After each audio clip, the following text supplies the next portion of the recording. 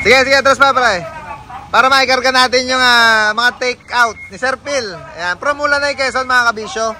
Pinahima sa baluarte natin. D5 brake project.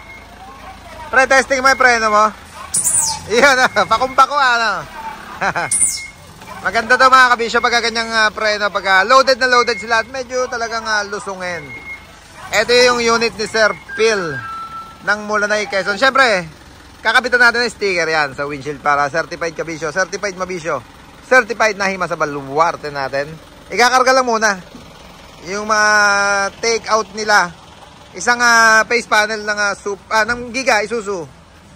Ito face panel binalot na kasi.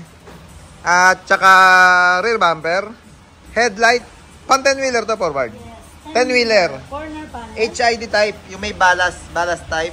Corner panel, patingin niya. Marami tayong stock ditong corner panel. Yan. Speaking of headlight mga kabisyo, marami tayo ditong headlight ng super great. Ayan, oh.